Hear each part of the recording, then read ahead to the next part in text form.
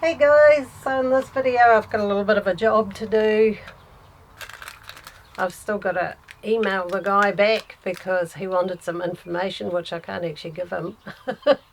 So I need to pay him postage, but he's so lovely. Like, I have a Nature's Head toilet and the fan in it has broken. Well, it's the second time actually. And yeah, he just charges postage for them and supplies you with a new unit, which I'll put on this weekend. It's pretty easy. It's only a couple of screws, and yeah. The one I've got in there at the moment is like super loud, so it's quite annoying, but it was my spare, my backup, because the other one completely stopped going. And I only noticed it because I had a smell in here, because they suck the air through the composting toilet and outside to keep the air flowing, so it stays relatively dry in there, and any smells go outside. Well, that had stopped working, so yep, very happy that arrived.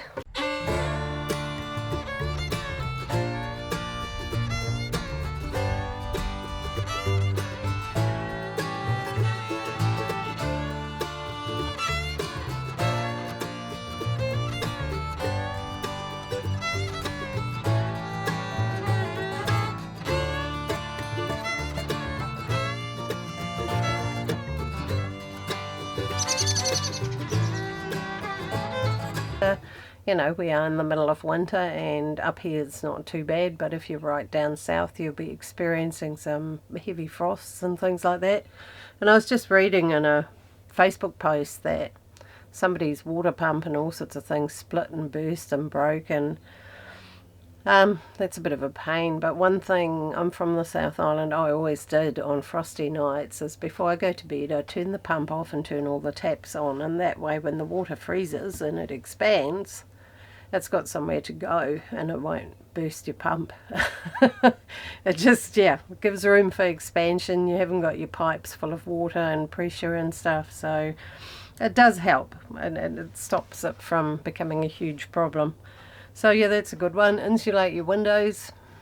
Obviously I have just curtains, but I've got a really good heat source. I've got a log burner, so it's actually really warm in here. But if you haven't got a heat source like that, do insulate your windows. In my bus I had a cut out camping mat I put behind my back window and then closed the curtains over, because the cold air used to pull in through that window a bit. And made a huge difference. I've heard people using bubble wrap too. I haven't actually tried that, but I can imagine it would work because it's got little air pockets in it, so it would be a form of insulating. So yeah, if you need to, try that. It will make a difference. Like, windows lose so much heat, it's incredible. And keep an eye on your batteries, obviously. You're not getting as much solar. The weather up here in the Waikato has been pretty atrocious actually. There's been lots of grey, cloudy, miserable days, so we're indoor more. We've got more things on in the evenings because it's dark, and we're getting less solar, so just keep an eye on it and don't run them down too much, otherwise you'll have to replace your batteries before you really need to.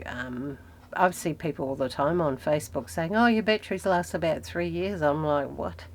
No, mine have always lasted me about 10.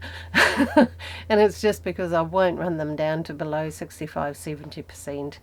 They're AGM batteries, and I just look after them, and they'll last you a long time, and they're expensive. If you've got lithium, not so much of a big deal. You can afford to run it down a bit more, but if you haven't, you do keep an eye on that, because it will wreck your batteries and you'll end up having to buy new ones quite frequently, which is quite expensive. With heating, I think the dry heat is the go.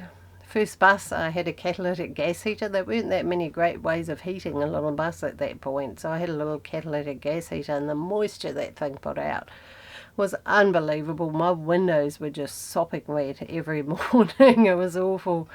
Whereas in here with the fire going, I might get a bit of condensation for 10 minutes while I cook, but then it dries off, it's gone. That's partially fire having really dry heat, and also my windows are wooden framed. Metal frames get a lot colder than wooden frames. So, but yeah, if you can't afford a really good heater and you've got a little smallish vehicle or even a bigger one, I have a Chinese diesel heater as a backup.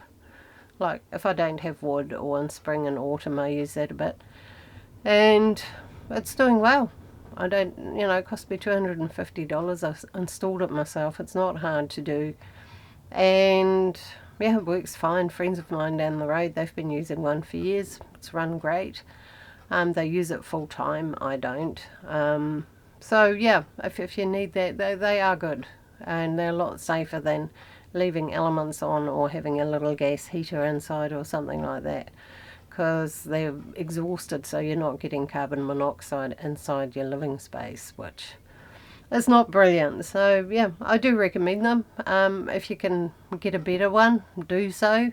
They're probably more reliable, but if you can't, $250 if it lasts you a few years, that's not bad. And they're pretty economical on diesel too, which is good.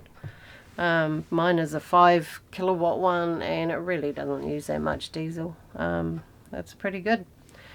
Another one is like, yeah, if you're in the frosty areas, my trick was always to wait till about 10 o'clock before I drove, because it gives the trucks time to kind of break up all the ice on the roads down there. You get a bit of black ice and stuff like that, and it's quite scary. I got into a big slide on the ice one day, and it was, yeah, it was scary. So yeah, I generally would wait till a little bit later in the day, allow the traffic to, break down the ice a bit and warm up the roads a bit and get more sun on the roads, and yeah, that works quite well. And yeah, so I highly recommend that if you're in the colder areas. And another one I just wanted to add to this is visit hot pools. It's one of my favourite little trips to do in winter. It's like in summer I don't want to sit in hot water.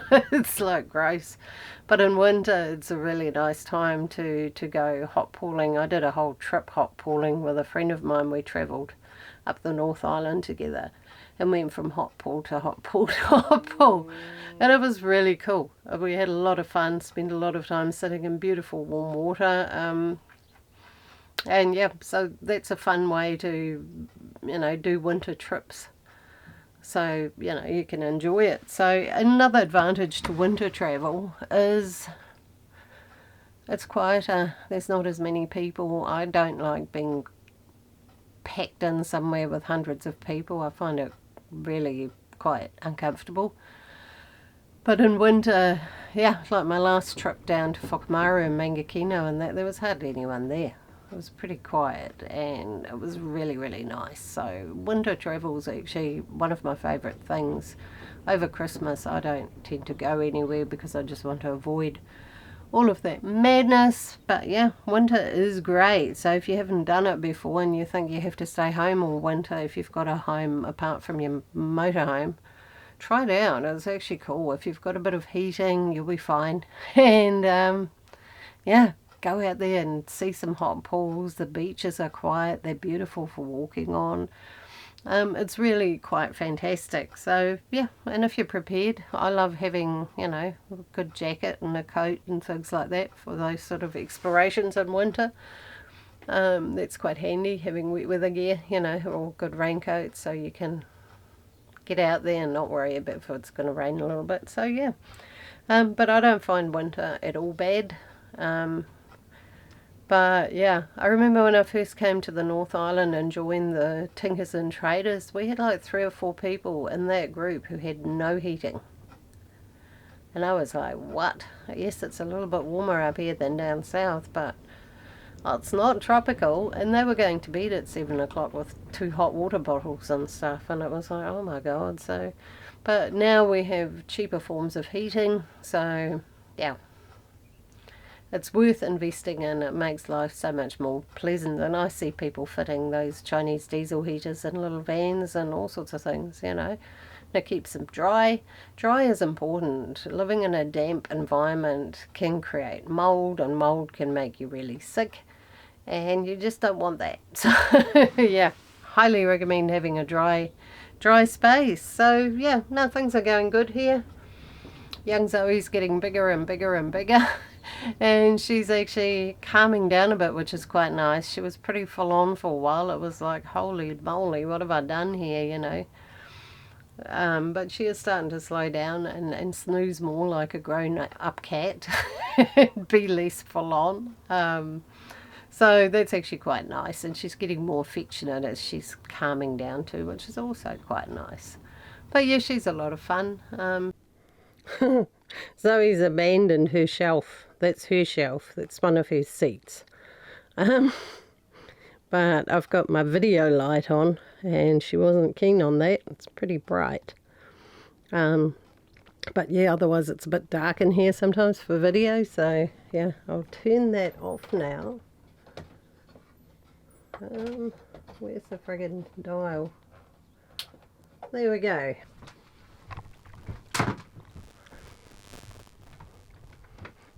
There's young Miss Zoe having her little snooze.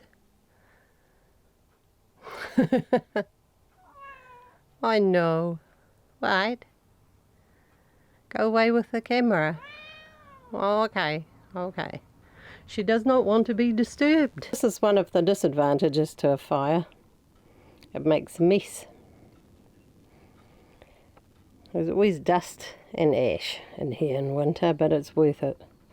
Really is worth it just to have that constant heat. Like I can chuck some wood on it in the morning, turn it down, and it'll just gently give off heat all day, and same at night. So yeah, it's pretty good.